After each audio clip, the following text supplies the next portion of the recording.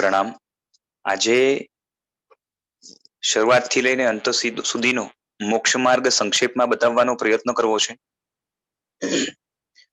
અનાદિકાળથી સૂક્ષ્મ નિગોદની અંદર રહેલો આત્મા જ્યારે ભવિતવ્યતા પાકે ત્યારે નિગોદમાંથી જ્યારે બહાર નીકળે છે, સૂક્ષ્મ નિગોદમાંથી પછી બાદોર નિગોદની અંદર પરિભ્રમણ કરે, ઊંચા ઊંચા ભવો પણ કરે અને 84 લાખ જીવાયોની અંદર 14 રાજલોકની અંદર જુદા જુદા સ્થાનની અંદર ઉત્પન્ન થઈને જુદા જુદા પર્યાયોને ધારણ કરે છે અને દુઃખ અને દુઃખની હળવાશ એટલે કે સુખ એવા પ્રકારના સાંસારિક ભાવોને પ્રાપ્ત કરીને આત્મા સંસારની અંદર સંસરણ કરે છે, ભટકે છે અને ત્યાંથી છૂટવા માટેના ઉપાય તરીકે અધ્યાત્મ યોગ કે તત્વ માર્ગ એને જ્યાર સુધી મળતું નથી, અંદરમાં બેસતું નથી ત્યાર સુધી એ આત્મા ખાલીનો ખાલી જ રહે છે. એટલું જ નહીં, પોતાની નુકસાની હર ક્ષણે એ અનુભવ્યા કરે છે.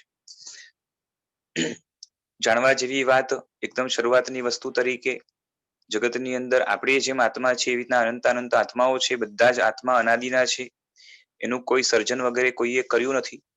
જગતની અંદર બધા જ પદાર્થો મૂળથી જે છે ને શાશ્વતા જ છે અને માત્ર એના પર્યાયો બદલાયા કરે છે. એ રીતે આત્મા પણ શાશ્વત છે. આત્માના પોતાના ગુણધર્મો છે, જેમ પૂતગલના ગુણધર્મો હોય શબ્દ રૂપ રસ ગંધ અને સ્પર્શ, એ રીતે આત્માની અંદર દર્શન જ્ઞાન ચારિત્ર અને એના સિવાય બીજા પણ ઘણા બધા ગુણો રહેલા છે.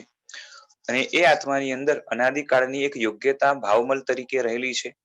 ભાવમલ એટલે સહજમલ, એટલે કે અંદરમાં રહેલી કશાયની યોગ્યતા કે આંતરિક જે કશાયો આંતરિક અંદરમાં રહેલા યોગ્યતા રૂપે એ પણ અનાદિકાળના છે અને એના કારણે જ આત્મા એ કશાયોથી ભાવિત થઈને એના પ્રભાવમાં આવીને અંદરની કશાયની યોગ્યતાના કારણે જાત જાતના ભાવો કરે છે, જાત જાતના પરિણામો કરે છે, જાત જાતની પ્રવૃત્તિ ક્રિયા વગેરે કરે છે અને એના કારણે સતત નવા નવા કર્મોનો ઉપાર્જન કરીને એ નવા નવા કર્મ જ્યારે વિભાગ એનો થાય ત્યારે એને ભોગવવા પડે છે, એના સારા નરસા ફળો.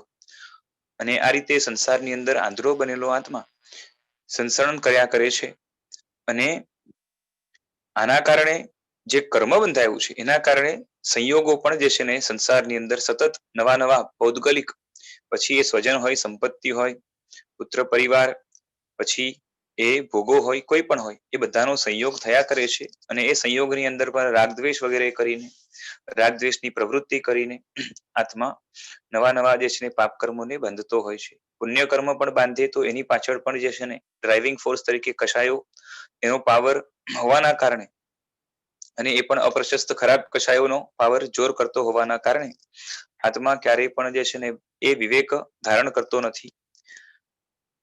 હવે થાય શું છે કે ઊંચા ઊંચા ભવોની અંદર પણ બે ઇન્દ્રિયો, તે ઇન્દ્રિયો, ચૌરિન્દ્રિયો, પંચેન્દ્રિયો એમાં જે અસંગની પણ છે ત્યાં સુધી જે છે ને આત્મા માટે પ્રગતિનો આમ કોઈ ખાસ સ્કોપ નથી. જ્યારે પંચેન્દ્રિયોમાં સંઘની પંચેન્દ્રિયો બને પછી ભલે તે દેવ હોય, નરક હોય, તિર્યંશ હોય કે મનુષ્ય હોય, ત્યાં આત્માની પ્રગતિ માટેના સ્કોપ ઉભા થાય છે. એમાં સ્પેશિયલી દેવ ને મનુષ્યની અંદર જે છે ને વધારે પડતા સ્કોપ હોય છે. હવે જ્યારે આવી મિથ્યા દશાની અંદર રહેલો આત્મા એ ભાવમલ અંદરમાંથી ઘણું ઓછું થાય, ધીરે ધીરે આત્મામાંથી જેમ જેમ સંસારની અંદર ભટક્યા કરે એમ નદી ગોળ પાષાણ ન્યાયના કારણે, એટલે કે પથ્થર નદીમાં વહેતો વહેતો પેલા ચોરસ કે જેવા તેવા આકારનો હોય, અથડાઈ કુટાઈને ગોળ થઈ જાય સમયના પ્રવાહના કારણે. અહીંયા પણ સંસારના પરિભ્રમણના પ્રવાહના કારણે જે યોગ્ય આત્માઓ છે એની અંદર હરેક પૂતગલ પરાવર્તનની અંદર થોડો થોડો થોડો થોડો એમ કરીને ભાવમલ ઓછો થયા કરે અને એ રીતે જે સંસારના ચક્કર એટલે રાઉન્ડ માર્યા કરે છે આત્મા, એમાં ધીરે ધીરે કરીને એ સેકન્ડ લાસ્ટ રાઉન્ડમાં પ્રવેશ કરે. ઘણો ભાવમલ ઘણો ઓછો થયો હોય ત્યારે સેકન્ડ લાસ્ટ રાઉન્ડ, જેને શાસ્ત્રમાં દ્વિચર્માવર્ત કહ્યું છે, એમાં આવે. એમાં જયારે અંતમાં પહોંચે છે ત્યારે આત્મા જે છે ને દ્વિબંધક બને છે, એટલે કે હવે માત્ર 2 વાર જ કર્મની ઉત્કૃષ્ટ સ્થિતિ બાંધી શકશે. બરાબર છે. એમાંથી પણ જે છે ને પસાર થઈને એકાદ વાર બાંધી લે, એના પછી હવે માત્ર એક જ વાર સ્થિતિ બાંધી શકે એવી જયારે લાયકાત આત્મામાં પ્રગટે છે, ભાવમલ હજી ઓછો થતો જાય છે, ત્યારે આત્મા ચર્માવર્તમાં આવે છે.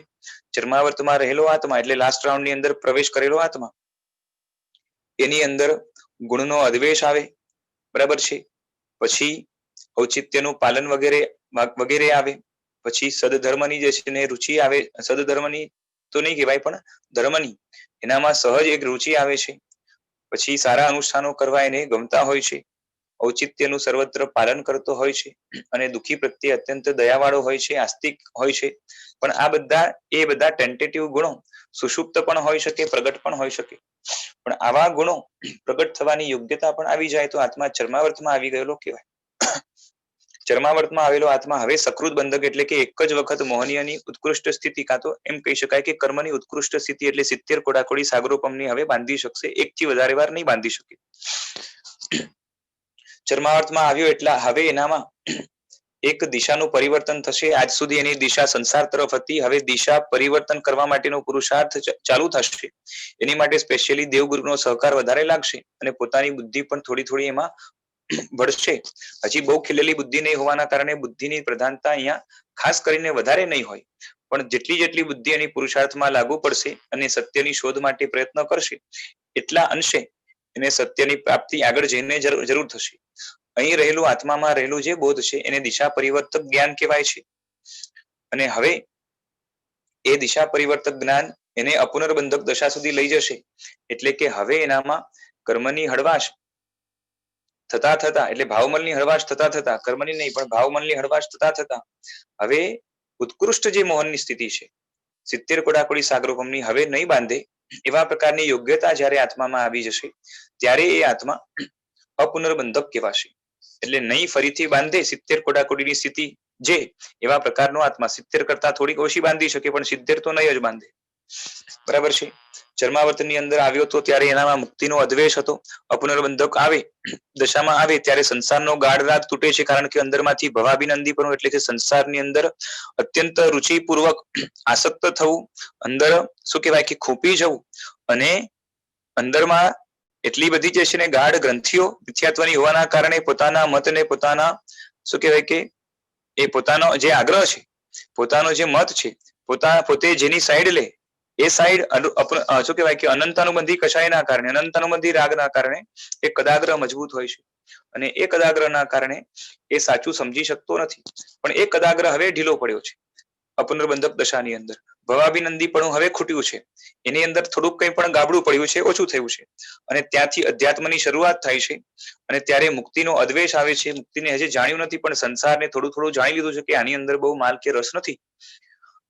એમ કરતા કરતા હવે મુક્તિના અદ્વેષ પછી મુક્તિની જિજ્ઞાસા આત્મામાં પ્રગટે છે. એ ક્યારે બને છે? જ્યારે આત્મા ચરમ યથા પ્રવૃત્તકરણમાં પ્રવેશ કરે છે. એટલે કે 70 કોડાકોડીની સ્થિતિ એને બાંધવાની યોગ્યતા તોડી હતી, પછી ધીરે ધીરે પુરુષાર્થ કરતો સંયોગોના કારણે, સારા સંયોગોના કારણે એ અંદરમાંથી ભાવમલને અલ્પ કરતો 70 માંથી 69, 68, 67 એમ કરતો જ્યારે એક કોડાકોડી સાગરોપમ એટલું જ કર્મ સ્થિતિ બાંધી શકે એવા પ્રકારની અંદરમાં યોગ્યતા નિર્માણ થાય છે. હવે એના કરતા વધારે કેટલા પણ ઊંચા પાપો કરે પણ એની સ્થિતિ વધારે નહીં બંધાય, કારણ કે આત્મામાંથી મૂળથી એવા પ્રકારની ચિકાસ ઓછી થઈ છે. એને ચરમ યથા પ્રવૃત્તિકરણ કહેવાય. અહીંયાથી એક જિજ્ઞાસા મુક્તિની પ્રગટે છે અને એ મુક્તિ જ આત્માનું ખરું સત્ય છે અને માટે અહીંયાથી સત્ય શોધક દ્રષ્ટિ એ શરૂ થાય છે, એ રીતે કહી શકાય. હવે આત્મા એક કોડાકોટી સાગરોપમ જેટલી સ્થિતિ ક્યારેય નહીં બાંધે. આના કારણે થાય છે શું કે હવે જ્યારે એને દેવગુરુનો યોગ થાય તો એ સફળ થશે, કારણ કે જિજ્ઞાસાના કારણે કોઈક સાચું સમજાવે, કંઈક સારું બતાવે, એની અંદરમાં એને ઝંખના રહેલી છે. કશાયોથી થોડો ઘણો પણ એ ત્રાસી ગયો છે, ભોગોથી પણ જે છે ને અંદરમાં એને ઉણપ લાગે છે. ભોગોનું આકર્ષણ અનાદિકાળના સંસ્કારના કારણે ખરું ઘણું બધું છે, આમ છતાં પણ એની અંદર જે છે ને જોઈએ એવી મજા પેલા જે રીતે રસ લેતો તો એવી આવતી નથી.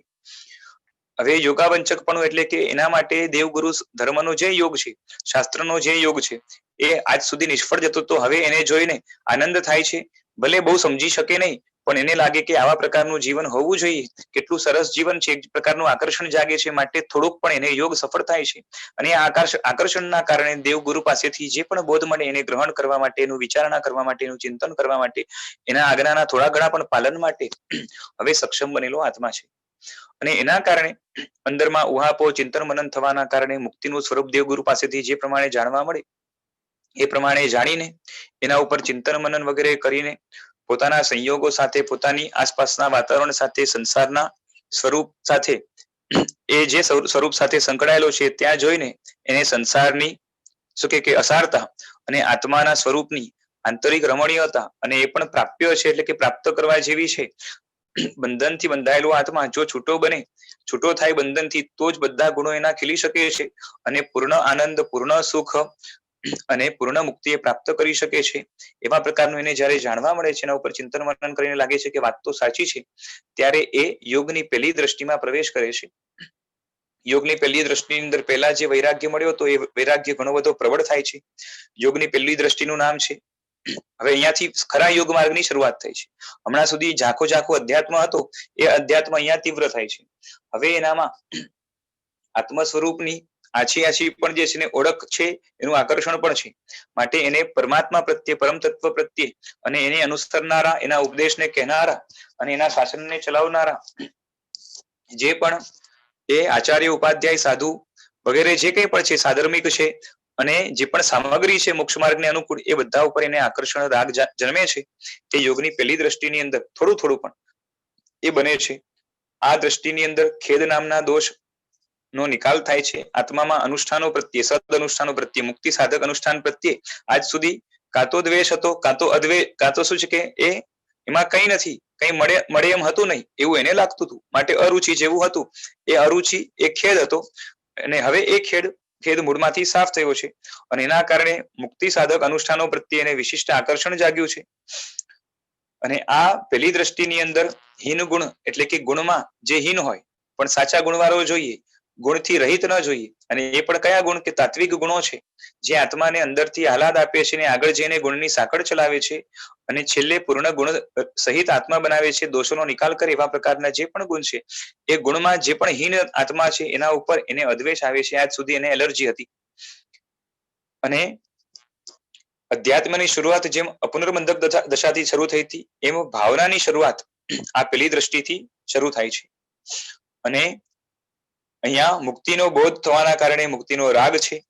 બીજ રૂપે પણ જીનેશ્વર ભગવંત પ્રત્યે નિર્વિષ એટલે કે દ્વેષ રહિત, એમાં કોઈ પણ ઉણપ ન દેખાય એવા પ્રકારની પ્રીતિ જાગી છે.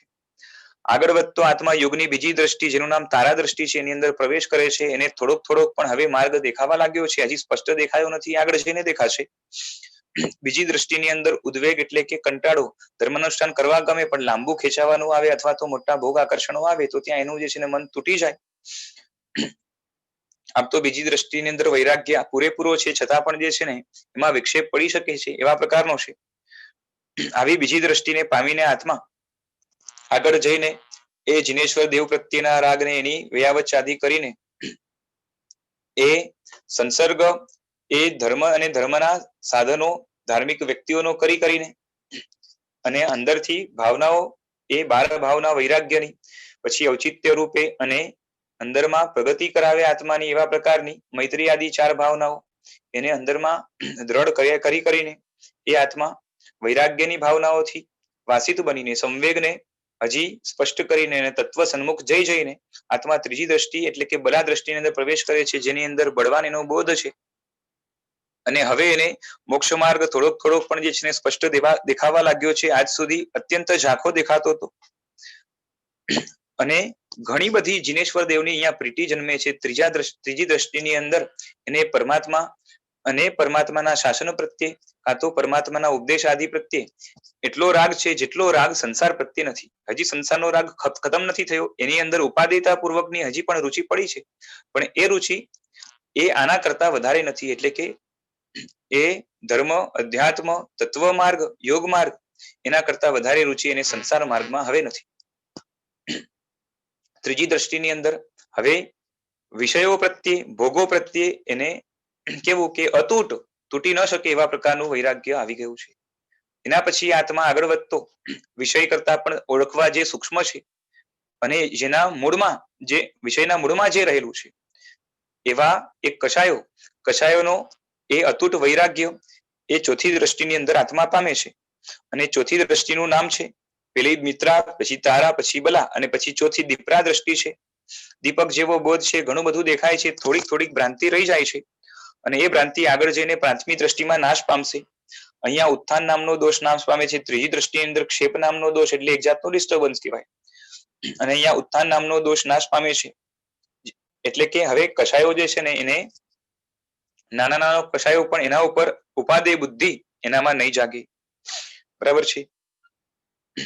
અદ્વેષની દ્રષ્ટિએ જોઈએ તો અપૂર્વબંધક દશાની અંદર એનામાં ગુણનો અદ્વેષ આવ્યો હતો. ચર્માવર્તમાં ગુણનો અદ્વેષ આવ્યો હતો. અપૂર્વબંધક દશાની અંદર મુક્તિનો અદ્વેષ આવ્યો હતો, કારણ કે સંસારમાં ઉણપ લાગી. પેલી દ્રષ્ટિની અંદર હીણ ગુણ પ્રત્યે અદ્વેષ આવ્યો. બીજી દ્રષ્ટિની અંદર અધિક ગુણ પ્રત્યે અદ્વેષ આવ્યો, કારણ કે અધિક ગુણી પ્રત્યે એક જાતનો કોમ્પિટિશનનો ભાવ હોય. હવે એ ભાવ પણ જે છે ને અહીંયા પૂરો થાય છે, એટલે એનો અદ્વેષ આવે છે. પછી ત્રીજી દ્રષ્ટિની અંદર જે છે ને એ શું કહેવાય કે પૂતગલની આસક્તિ તૂટી ચોથી દ્રષ્ટિમાં જ્યારે પ્રવેશ કરે ત્યારે નિર્ગુણનો અદ્વેષ આવે છે.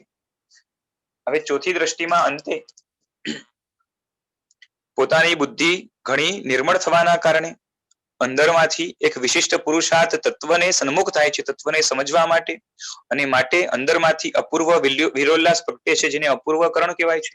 એ અપૂર્વકરણના કારણે આત્મામાં રહેલી અનાદિકાળની રાગ દ્વેષની, જે આત્માને જે રીતે ઓળખવું જોઈએ, પરમાત્માને જે રીતે, દેવગુરુ ધર્મને જે રીતે, અધ્યાત્મને જે રીતે સ્પષ્ટ ઓળખવું જોઈએ એવી ઓળખાણ થવા દેતી નહોતી. એવા પ્રકારની જે ગ્રંથિ છે એનો ભેદ કરે છે. અને એ ગ્રંથિ અનાદિકાળની રાગદ્વેષની નિબીડ એટલે કે બહુ મજબૂત ન ઉકેલી શકાય એવી એ તૂટવાના કારણે હવે આત્મા શું થાય કે કંસાઈથી હળવો થયો છે. હવે ઓપન માઇન્ડેડ એટલો થયો છે કે એનો આગળ પુરુષાર્થ જઈને હજી વીર્ય આગળ વધે છે. અને એને અનિવૃત્તિકરણ એટલે કે હવે સમ્યક્ત્વ પામ્યા સિવાય જે અધ્યવસાય પાછો વળવાનો નથી, એટલે કે સમ્યક્ત્વ આપીને જ રહેશે એવા પ્રકારનો અધ્યવસાય એનામાં ખીલે છે. અધ્યવસાય એટલે પરિણામ. એ અનિવૃત્તિકરણનો પુરુષાર્થ કરી અને આત્મા શું કહેવાય કે આત્મા ઉપર રહેલા એ મોહના, પછી શું કહેવાય કે મિથ્યાત્વના દરિયાઓને આગળ પાછળ કરીને એમાં ગાબડું પાડે છે. એની અંદર એક જાતનો હોલ કે છેદ કરે છે. અને એને કહેવાય છે અંતરકરણ, કોઈ અંતઃકરણ પણ કહે છે. અને એ અંતઃકરણમાં પ્રવેશીને આત્મા સમ્યક દર્શન એટલે કે યોગની પાંચમી દ્રષ્ટિને પામે છે. પછી યોગની પાંચમી દ્રષ્ટિ ટકી પણ શકે, નીચે પણ પડી શકાય, ઉપર પણ જઈ શકાય, બધું થાય. પણ એ યોગની પાંચમી દ્રષ્ટિની અંદર જે સંવેદન છે એને આત્મ સંવેદન જ્ઞાન કહેવાય છે, સમ્યક દર્શન કહેવાય છે. આ દ્રષ્ટિની અંદર, આ કક્ષાની અંદર આત્મા આમ ચોથા ગુણ સ્થાનકે હોય, આગળ વધે તો પાંચમા પણ આવી શકે, છઠ્ઠા ગુણ સ્થાનકમાં પણ આવી શકે. આગળ વધતો જો દેશથી વૃત્તિને ગ્રહણ કરે તો પાંચમામાં આવે. સર્વથી વૃત્તિને ગ્રહણ કરે પાંચમી દ્રષ્ટિમાં રહેલો આત્મા તો છઠ્ઠે પણ આવે. આ પાંચમા દ્રષ્ટિની અંદર ભ્રાંતિ નામના દોષનો નાશ થવાના કારણે હવે એને આત્મ વિષયક કોઈ પણ ભ્રાંતિ નથી. અંદરની જીવ એટલી બધી ચોખ્ખી થઈ ગઈ છે, આંતરિક જીવ આની, કે જેના કારણે એને પોતા માટે યોગ્ય શું અને અયોગ્ય શું બરાબર સમજાય છે. અને એના કારણે પોતે ક્યારેય પણ એવા પ્રકારના કર્મ બાંધતો નથી જેથી કરીને એનું એ અધ્યાત્મ માર્ગમાં, તત્વ માર્ગમાં, યોગ માર્ગમાં પતન થાય. અને અહીંયાથી ભાવના, 12 ભાવના એકદમ સ્પષ્ટ રીતે એનું ભાવન થાય છે, કારણ કે એને જોઈએ જ બરાબર શકે છે. અહીંયા સ્પષ્ટ 12 ભાવના અને 4 ભાવના જે છે ને એ અંદરમાં દેખાય છે. અને એનાથી વારંવાર ભાવિત થઈને એમાં આગળ વધવાનો પ્રયત્ન કરે છે.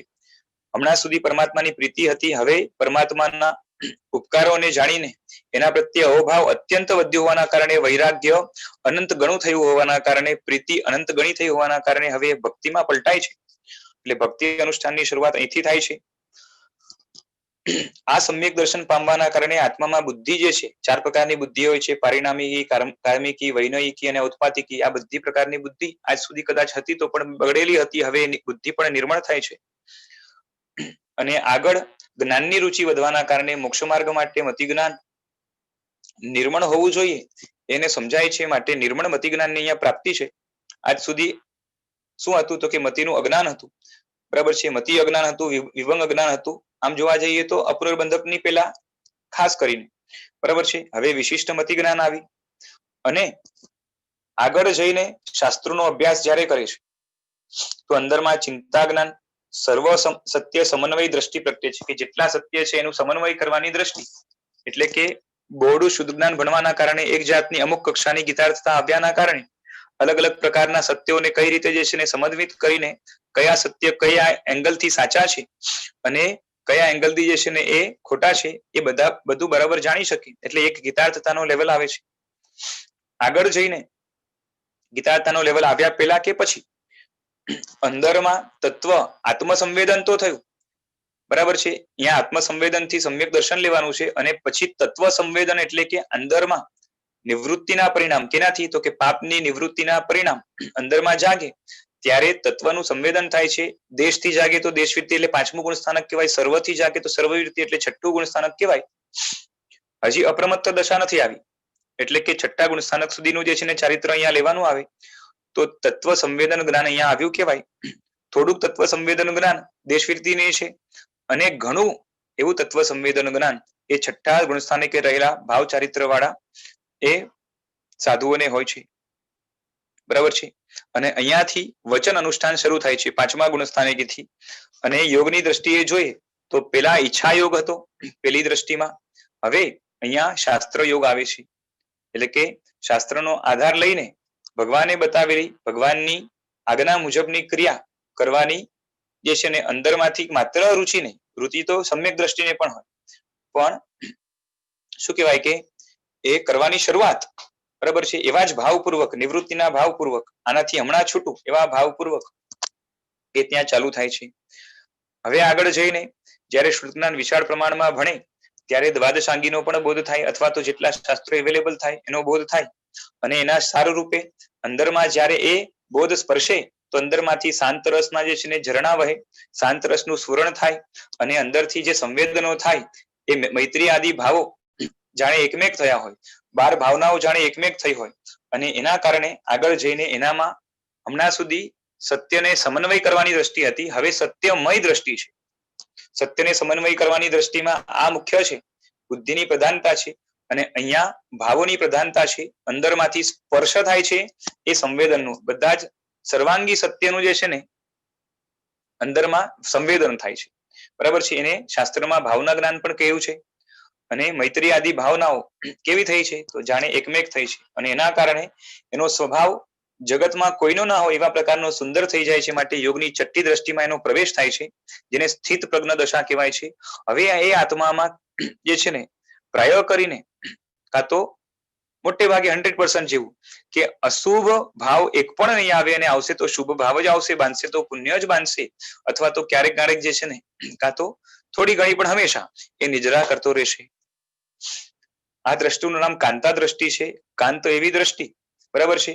અને અહીંયા અન્ય બુદ્ધ નામનો દોષ નાશ પામે છે, એટલે કે અપ્રશસ્ત કષાયો હંમેશા માટે અહીંયા જતા રહ્યા છે. આ જગ્યાએ દુઃખનો અદ્વેષ આવે છે, દુનિયાભરના દુઃખ એના ઉપર પડી જાય તો એ અંદરમાં એને જે છે ને બેચેની ન થાય, કારણ કે સુખની અપેક્ષા અહીંયા નાશ પામી ગઈ છે. કારણ કે સુખ એની અપેક્ષા રાખવી એ ભૂલ છે, એ પેલા સમજાઈ ગયું હતું. એ ભૂલને ભૂલ રીતે અંદર સ્વીકાર પૂરેપૂરો આવી ગયા હોવાના કારણે એને અહીંયા શું થાય છે? તો કે દુઃખનો અદ્વેષ આવે છે, સુખનો રાગ નહીં હોવાના કારણે, એટલે સાંસારિક સુખનો, પછી એટલે ભૌતિક સુખનો. અને આગળ જઈને આના પ્રભાવથી અથવા તો ભાવ ચારિત્રના પ્રભાવથી બુદ્ધિ નિર્મળ થઈ હોવાના કારણે, વિશિષ્ટ સાધનના હોવાના કારણે એનામાં વિશિષ્ટ એવું અવધિ જ્ઞાન પ્રગટ થાય છે. આગળ જઈને જો ગુણસ્થાનકમાં આગળ વધે, 7મા ગુણસ્થાનકમાં પ્રવેશ થાય, વિપુલમતી મનોપર્યોગ જ્ઞાન એનામાં જન્મે, એને એ 7મા ગુણસ્થાનકમાં રહેલા જે ભાવો 7મા અને 8મા, કાં તો 8મા કહીએ તો પણ ચાલે, એટલે એ જે જ્ઞાન છે એનું નામ છે, એટલે 7મા ગુણસ્થાનકના જે ભાવ છે ત્યાં આમ જોવા જાય તો ક્ષમતા સતત રહે છે, એને પૂર્ણ સામ્ય યોગ કહેવાય છે, એને સ્પર્શ જ્ઞાન કહેવાય છે. અને ત્યાં 7મી યોગની જે દ્રષ્ટિ છે 7મા 8મા વગેરેમાં પણ ટકે છે, એમાં અસંગ અનુષ્ઠાન છે. હવે અનુષ્ઠાન માટે પ્રયત્ન કરવાની જરૂર નથી, હેબિટથી અનુષ્ઠાન સ્વભાવગત બની ગયું છે. અને અહીંયા રોગ નામના દોષનો નાશ થાય છે, એટલે મૂળમાંથી રાગ અને દોષ સાફ થઈ ગયા. માત્ર રાગ ને દોષ દ્વેષથી રહિત જે અવસ્થા છે, રાગ ને દ્વેષથી રહિત જે અવસ્થા છે એની અંદર ક્ષમતા છે, એ ક્ષમતા ઉપર એને થોડી થોડી જે છે ને અંદરમાંથી એને ગમો, એટલે કે ક્ષમતાની અપેક્ષા સુષુપ્ત રીતે, અને ક્ષમતાનો જે ગમો છે એનામાં રહેલો છે, એટલે કે હવે ક્ષમતાની રતિ છે એનામાં, એટલે ક્ષમતા મળે છે ને એમાંથી એને આનંદ આવે છે. બસ આ આનંદ જે છે ને જવો ન જોઈએ એવા પ્રકારનું અંદરમાં રહેલું છે, પણ એમાં આપણે એકદમ બેચેન થઈ જાય એવા પ્રકારનું નથી પાછું, બરોબર છે. તો અહીંયા ધ્યાન અને અનુપ્રેક્ષાની એક હાઈએસ્ટ લેવલની ભૂમિકા આવે છે, જે એને આગળ વધારે છે. અને એમાં જ આગળ વધતો આત્મા હવે કેવળ જ્ઞાનની નજીક પહોંચે છે, કેવળ જ્ઞાનના દરવાજા રૂપ, બરોબર છે. પ્રાતિભ નામનું જ્ઞાન એટલે કે અનુભવ જ્ઞાન હવે શાસ્ત્રનું કામ નથી. હવે શાસ્ત્ર દ્વારા જાણેલી ક્રિયાઓ છે એનું પણ કામ નથી. હવે અંદરમાંથી આગળની દિશાનું સૂઝ કરાવે એવું અંદરથી જ સ્ફુરિત થાય એવા પ્રકારનું જ્ઞાન ઘણો ભાવમેલ ઓછો થવાના કારણે, અલ્પ જ બચ્યો હોવાના કારણે અંદરમાંથી એવા પ્રકારનું જ્ઞાન નિર્માણ થાય છે. નિર્માણ તો ન કહેવાય પણ પ્રકાશિત થાય છે, જેનું નામ છે પ્રાતિભ જ્ઞાન. એને શાસ્ત્રમાં અનુભવ જ્ઞાન પણ કહેવાય છે, અરુણોદય પણ કહેવાય છે. એટલે કે હવે સૂરજ ઉગવાની એટલે કેવળ જ્ઞાન રૂપી સૂરજ ઉગવાની તૈયારી છે. આ જ્ઞાન સામર્થ્ય યુગથી પ્રગટે છે. અંદરમાં વીર્યનો ધોધ બહુ બધો હોય છે અને આ જ્ઞાનના કારણે શપક શ્રેણી માંડે છે. અને શપક શ્રેણી માંડીને સૌથી પહેલા દ્વેષનો નાશ કરે છે. રાગની સાથે દ્વેષ પૂરેપૂરો પહેલા નાશ પામે છે, એટલે સર્વ અદ્વેષ આવે છે. બરાબર છે. સાતમા ગુણ સ્થાનકે દોષનો અદ્વેષ આવ્યો તો અહીંયા હવે સર્વ અદ્વેષ આવશે, એટલે વિત દ્વેષતા આવશે, એટલે 10મું ગુણ સ્થાનક એને આવશે. અને થોડો રહેલો જે છે લોભ એ પણ ચાલ્યો જશે, ત્યારે એ વિતરાગ બનશે, એટલે વિતરાગતા આવશે, એટલે યોગની 8મી દ્રષ્ટિ આવશે. અહીંયા આસંગ નામના દોષનો પણ નાશ થાય છે, એટલે સમતાની જે રતિ હતી એ પણ હવે ખતમ થઈ ગઈ. એ સમતાની રતિને તોડવાનો જે છે માર્ગ અંદરમાંથી પ્રાતિભ જ્ઞાનના કારણે સ્ફુરિત થયો અને એના કારણે એના ઉપર વર્કઆઉટ કરીને એને પણ સમાપ્ત કરી દીધું. અને અહીંયા સંપૂર્ણ વૃત્તિ વિનાશ થાય છે, એટલે કે અંદરમાં કોઈ પણ જાતની હવે શું કહેવાય કે જે વૃત્તિઓ છે, તામસી વૃત્તિ, સાત્વિક વૃત્તિ અને રાજસી વૃત્તિ, આ ત્રણેય પ્રકારની વૃત્તિ છે એ બધું અંદરમાંથી એને સફાયો થઈ જાય છે. હવે કોઈ જાતના જે છે ને સીધા એવા સંકલ્પવાળા, વિકલ્પવાળા ઇન્ટેન્શન કે ગોલ આત્મામાં રહ્યા નથી. હજી એ જ દોધમાં આગળ વધીને ફ્યુ સેકન્ડ્સની અંદર એનામાં કેવળ જ્ઞાન રૂપી સૂર્ય પ્રગટે છે, એની સાથે કેવળ દર્શન પ્રગટે છે અને સાથે સાથે અનંત વીર્ય પ્રગટે છે. એટલે 13મું ગુણસ્થાનક આત્માને પ્રાપ્ત થાય છે. 13મા ગુણસ્થાનકમાં અમુક સમય રહીને એ આત્મા જ્યાં સુધી આયુષ્ય બાકી છે ત્યાં સુધી રહેશે અને છેલ્લે બાકી રહેલા 4 કર્મોને પણ જે છે ને નાશ કરીને મોક્ષને પ્રાપ્ત કરશે, જ્યાં એને અનંત અવ્યાબાદ સુખની પ્રાપ્તિ થશે, અરૂપીપણાની પ્રાપ્તિ થશે, અક્ષય સ્થિતિની પ્રાપ્તિ થશે અને અગુરુ લઘુપણું પ્રાપ્ત થશે. અને એ જગતનો શું કહેવાય કે નાયક, જગતના પરમેશ્વર તરીકે એ હવે શું કહેવાય કે મુક્તિ પદમાં સ્થાપિત થશે અને ઉર્ધ્વ ગતિ કરીને શું કહેવાય 14 રાજલોકના ટોચ પર પહોંચીને સાદી અનંત કાળ સુધી એ પોતાના અનંત સુખને, અનંત જ્ઞાનને, અનંતા ગુણોને ભોગવ્યા કરશે. આ રીતે એક સંક્ષેપમાં આખો મોક્ષ માર્ગ બતાવ્યો. બરાબર છે. વિશિષ્ટ એને જાણવા માટે ગુરુગમથી જાણી લેવું અથવા તો શાસ્ત્રોનો અભ્યાસ કરતા રહેવું, એ પણ ગુરુગમથી કરશો તો વિશિષ્ટ એનો લાભ થશે. કારણ કે એની અંદર ઘણીવાર અર્થ કંઈક હોય ને આપણે જુદું જે છે ને અંદર માની લીધું હોય તો એના કારણે ગડબડ થઈ શકે. માટે જાણકાર ગુરુ ભગવંતો, ગીતાર્થ ગુરુ ભગવંતોનો સંપર્ક કરીને આખા મોક્ષ માર્ગને વિશેષ પ્રકારે જાણવા માટે આપણે પ્રયત્ન કરવો જોઈએ. જે સ્ટેજ ઉપર આપણે છીએ એની પરખ કરવી જોઈએ અને એનાથી આગળનો સ્ટેપ પ્રાપ્ત કરવા માટે કયા ગુણો જોશે, કઈ ક્રિયાઓ જોશે, શું ભાવો જોશે, એ બધું આપણે જોવાનું રહેશે. બરાબર છે. એના માટે વિશિષ્ટ એક અભ્યાસ કરવાનો રહેશે. આટલું જે જાણ્યું હતું એમાંથી મેં થોડું ઘણું કહીને જે છે ને સંક્ષેપમાં આખો સંસાર માર્ગથી મોક્ષ માર્ગની સફર બતાવી. આની અંદર કંઈક બોલવામાં કાં તો મારી સમજમાં કંઈક કચાશ થઈ હોય, બરાબર છે, તો જીનાગના વિરુદ્ધ જે કંઈ પણ પ્રરૂપણા વગેરે થઈ હોય તો એને ત્રિવેદી દિવ્યદેવ ઈચ્છામી દુક્કડમ માંગુ છું.